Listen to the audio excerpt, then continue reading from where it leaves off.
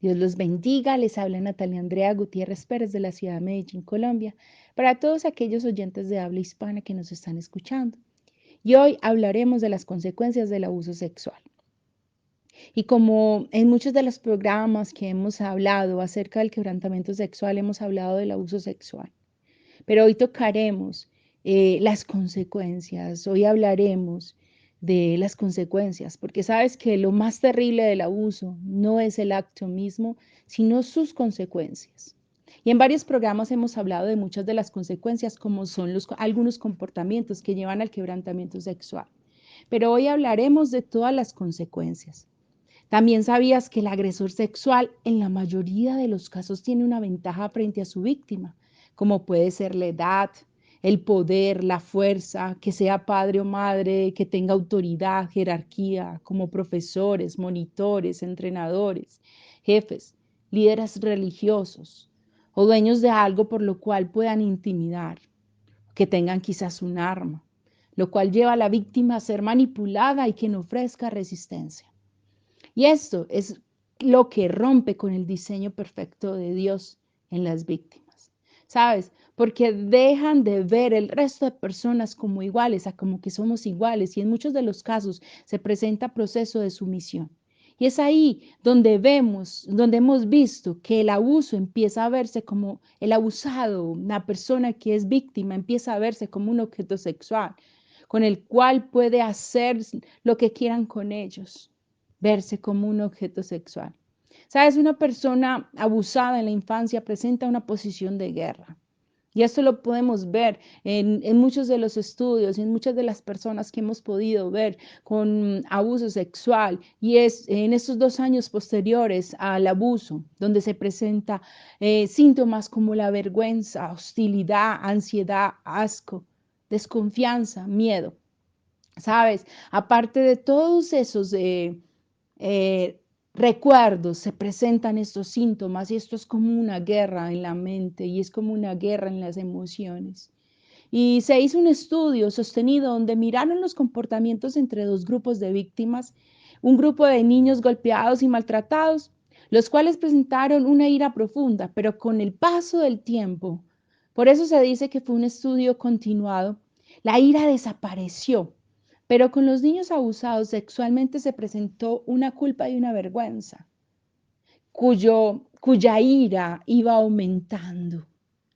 Con el abuso pasa algo muy particular, ¿sabes? Que a medida que va pasando el tiempo y no se interviene, esto se vuelve como una bola de nieve, más y más grande el problema, porque en el abuso el tiempo no mejora las cosas. Como se puede decir, tranquilo, los padres, no, esto va a pasar, eso se le va a olvidar.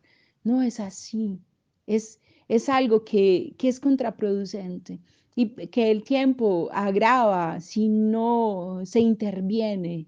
El tiempo hace que sea peor. Podemos hablar que las consecuencias que podemos ver eh, a causa del abuso sexual, las consecuencias del abuso sexual, se pueden ver a corto plazo y a mediano plazo, perdón, y a largo plazo.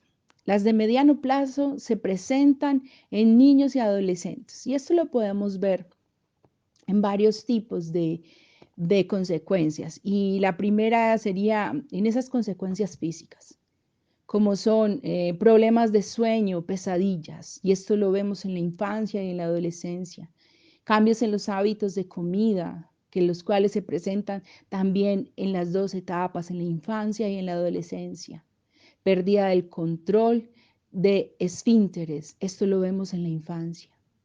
Y las consecuencias conductuales las podemos ver como en el consumo de drogas o alcohol en la adolescencia. Huidas del hogar las podemos ver en la adolescencia. Conductas autolesivas o suicidas las podemos ver en la adolescencia. Hiperactividad en la etapa de la infancia. Bajo rendimiento académico en ambas etapas, tanto en la infancia como en la adolescencia. También vemos otro tipo de consecuencias y es en la parte emocional, como son el miedo generalizado, donde lo podemos ver en la etapa de la infancia. La hostilidad y agresividad se presenta en las dos etapas, tanto en la infancia como en la adolescencia. La culpa y la vergüenza se presenta en la infancia y en la adolescencia. La depresión en estas dos etapas, infancia y adolescencia. Depresión, ansiedad, baja autoestima y sentimientos de estigmatización, rechazo por el propio cuerpo, desconfianza y rencor hacia los adultos. Trastorno de estrés postraumático. Lo podemos ver en estas dos etapas que son la infancia y la adolescencia. También podemos ver unas consecuencias sexuales, como pueden verse, que son el conocimiento sexual precoz, inapropiado para su edad, como el hecho de pornografía, masturbación compulsiva, excesiva curiosidad sexual, conductas exhibicionistas, problemas de identidad sexual. Y esto lo podemos ver en las dos etapas, en la infancia y en la adolescencia. Vemos otros tipos de consecuencias como son las consecuencias sociales. Déficit en habilidades sociales, retraimiento social, conductas asociadas, conductas donde no quisieras estar rodeado de otras personas. Y esto lo podemos ver en estas dos etapas, en la infancia y en la adolescencia. Y ahora vamos a ver las consecuencias en el largo plazo, como son las consecuencias en la adultez. Como pueden verse, consecuencias en la parte física, falta de concentración, dolores crónicos generales, hipocondría y trastornos de somatización, alteraciones del sueño, pesadillas, problemas gastrointestinales, desórdenes alimenticios, especialmente bulimia, anorexia. ¿Por qué pueden presentarse? Porque se hizo algo con tu cuerpo, ¿sabes? Quiero hacer un paréntesis en estas secuelas, en estas consecuencias. Y una de las más grandes características es no querer su cuerpo, es querer cambiarlo. Porque el cuerpo con el cual hicieron algo, con el cuerpo con el cual te identificaste como objeto sexual, entiendes que ese cuerpo hay que cambiarlo por lo que se te hizo, porque ya no quieres, no aprecias tu cuerpo. Entonces buscas hacer muchas modificaciones a tu cuerpo, realizándote liposucciones, aumentos, disminuciones, poniéndote, corrigiéndote. Y la mayoría, no puedo generalizar, pero la mayoría de personas que han pasado por un abuso sexual quieren hacer cambios drásticos en su cuerpo. Quería hacer un paréntesis acerca de esto para que puedas identificar muchas de las consecuencias. ¿Y por qué es importante esto? Porque quizás tú como padre de una persona abusada, o quizás tú como un adolescente abusado, o quizás tú como un esposo de alguien que fue abusado, o alguien cercano a una persona que fue abusada, entiendas muchos de sus comportamientos, porque vienen como consecuencia del mismo abuso. También podemos ver otras conductas, consecuencias del abuso sexual a largo plazo, y como son las conductuales, que son intentos de suicidio, consumo de drogas o alcohol, trastornos disociativos de identidad, ¿qué quiere decir? Personalidad múltiple.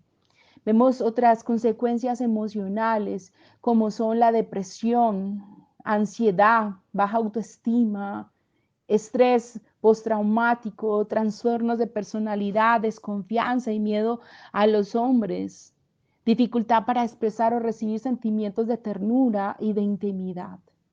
Vemos otras consecuencias graves sexuales como son fobias o aversiones sexuales, falta de satisfacción sexual, alteraciones en la motivación sexual, trastornos de la activación sexual y del orgasmo, creencia de ser valorado por los demás únicamente por el sexo. Eso es lo que hablábamos, que te conviertes en un objeto sexual. También vemos las consecuencias sociales, problemas en las relaciones interpersonales, aislamiento, dificultades en la educación de los hijos. Estas son muchas de las consecuencias, yo diría que son la gran mayoría de las consecuencias. ¿Y sabías que algunos de los abusos salen a la luz de una forma accidental cuando la víctima decide revelar lo ocurrido. A veces a otros niños o a un profesor o cuando se descubre una conducta sexual casualmente por un familiar, vecino o amigo. El descubrimiento del abuso suele tener lugar bastante tiempo después, quizás meses o años. A los años siguientes o meses siguientes al abuso. En realidad, solo te digo esta estadística que solo el 30% de los casos los niños revelan el abuso. Únicamente el 15% se denuncia a las autoridades y tan solo el 5% se encuentran envueltos en procesos judiciales. Y sabes que el 50% restante lo bloqueamos por años porque la mente, para no generar dolor, se convierte en un mecanismo de defensa donde se bloquea ese dolor y ese recuerdo. Y solo algunos, cuando llegamos a Dios, somos capaces de romper el silencio entendiendo que de esta manera lo que nos venía oprimiendo y tomando control por años pierde poder y cuya carga le es entregada a Jesús y nos ayuda a vencer, como dice su palabra en Mateo 11, 28, 30. Venid a mí todos los que estáis trabajados y cargados y yo os haré descansar.